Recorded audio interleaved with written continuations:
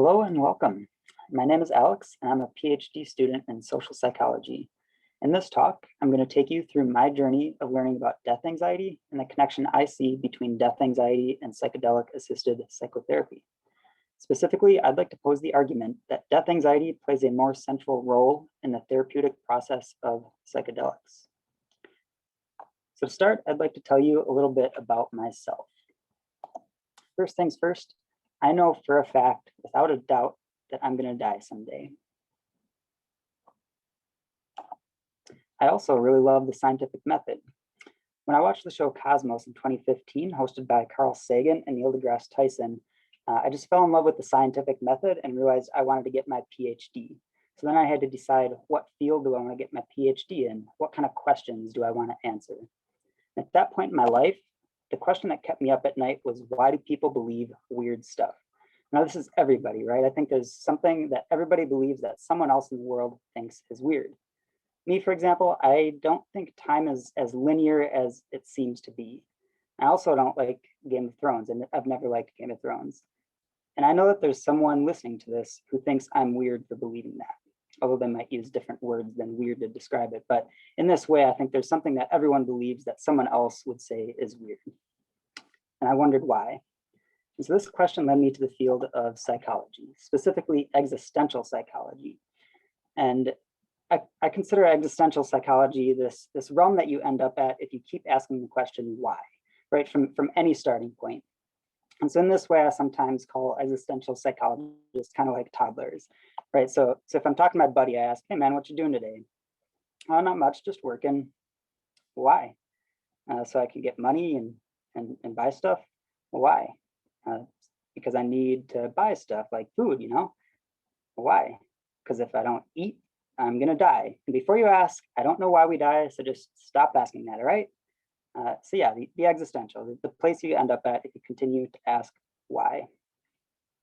We answer questions of being and becoming. I conduct this research through the lens of terror management theory. And I call it a lens because I look at theories, psychological theories, as sort of a tool that you can pick up and look through in order to look at human attitudes and behavior. And so the starting point for terror management theory, in order to understand it, I want you to do a thought experiment with me. Now imagine for a moment that you are the first human being who ever realized that you're going to die someday, like way back in time, ancient ancestors here. The first living being to realize without a doubt that you're going to die someday. Now, this is different than realizing that a tribe member is going to die, or it's different from realizing that a predator could kill you theoretically. This is the idea that even if I always have all the food I need, all the shelter I need, all the water, no matter what I do, I'm still going to die. And so then this kind of comes into conflict with this evolutionary drive to survive, this drive that's been motivating your whole life to get food, to sleep, to mate. And so these come into conflict because I want to do all these things. I want to continue surviving, but no matter what I do, I'm going to die. So it creates this conflict, this awareness of this conflict, and it elicits this existential anxiety. And so terror management theory says that we have to manage this anxiety somehow, or else we'll be debilitated by it. And what terror management theory says, the way that we manage it is to deny it. But we do it in this clever way by creating this alternate storyline in which we're immortal. We call this a cultural worldview, or Ernest Becker would call it an immortality project. But you can't just believe in this worldview, you have to play along. You have to live up to the standards of your worldview. And when you do this, then you earn self-esteem. So then this self-esteem plus your worldview beliefs combine together to form this sort of anxiety buffer. And this anxiety buffer is what keeps the death thoughts at bay, the death thoughts out of mind, and allows you to live your life comfortably in a state of somewhat equanimity.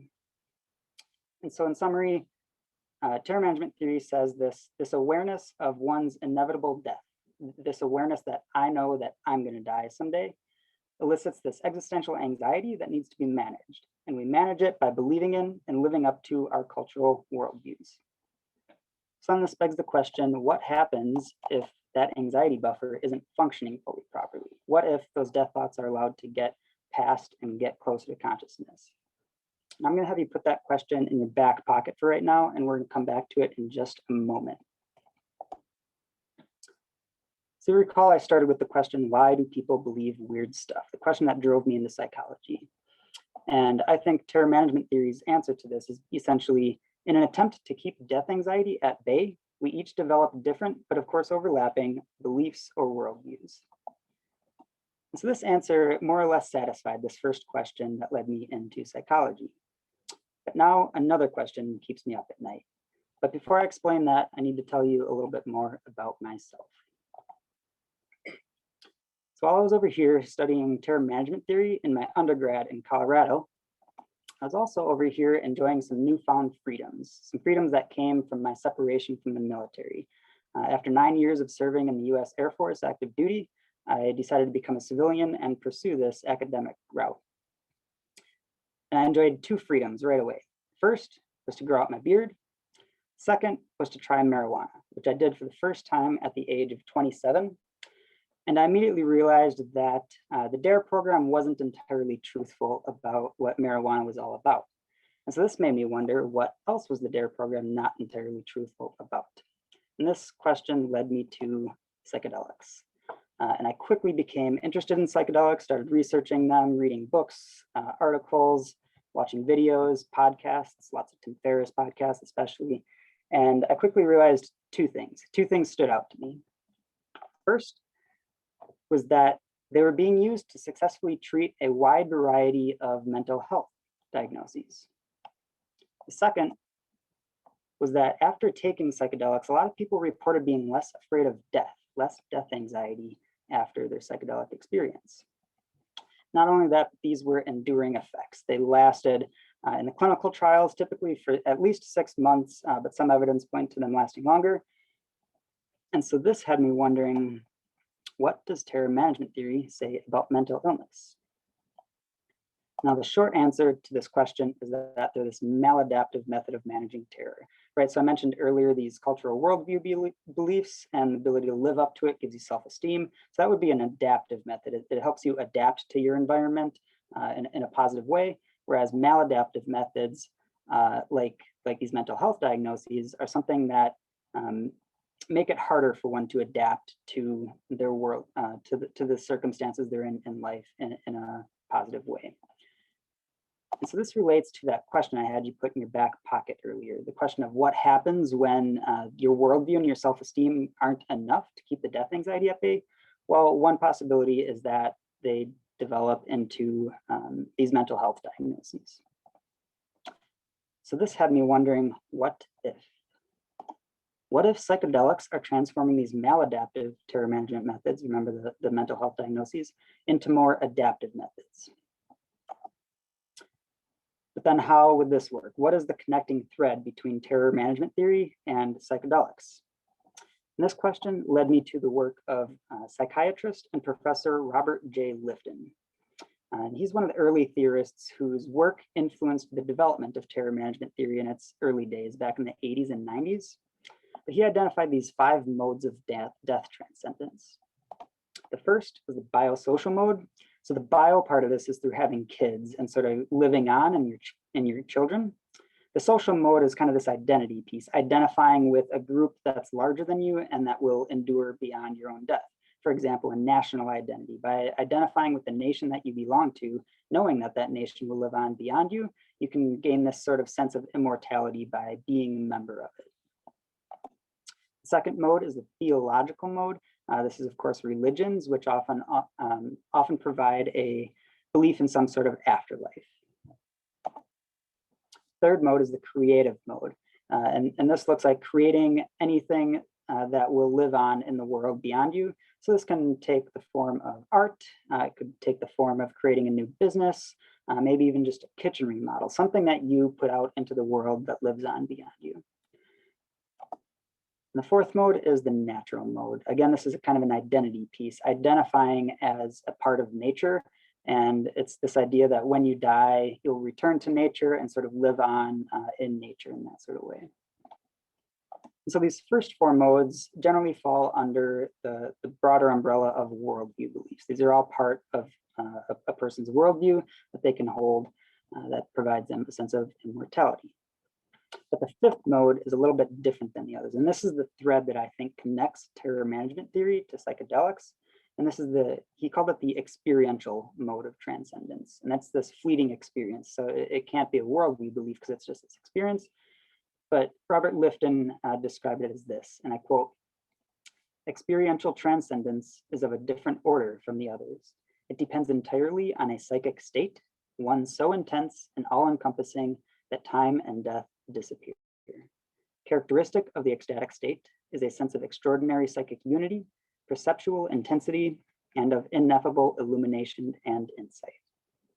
Now, some of you already may know where this is heading because that sounds an awful lot like the description of mystical experiences. These experiences that about 2/3 of the participants, at least in the clinical trials with psychedelics, experience after they take the high dose session with psychedelics. And of the people who have this experience, they rate it amongst the top 5 most meaningful experiences of their lives, up there with things like birth of children and death of parents. And so this experiential transcendence that Robert Lifton talked about and these mystical experiences that people have after psychedelics seem to be more or less the same thing. So for the rest of this presentation, I'm just going to consider them the same thing and call them mystical experiences. But then what is it about the mystical experience? Well, I think it's that it illuminates what's important to a person and worthy of their time and attention, generally falling into one or more of these other modes of transcendence. And when this happens, if that experience, whatever it was that the message that a person received during their mystical experience, if they integrate that into their worldview, it would lead to this adaptive worldview transformation that should theoretically be more effective at managing death anxiety. So then these worldview transformations, what they look like is kind of this revised or more intrinsic, and I'll define that in a moment, but revised or more intrinsic worldview belief, plus the greater motivation to live up to those beliefs. Remember, because you can't just believe, you also have to play along. You have to live up to the standards of your worldview.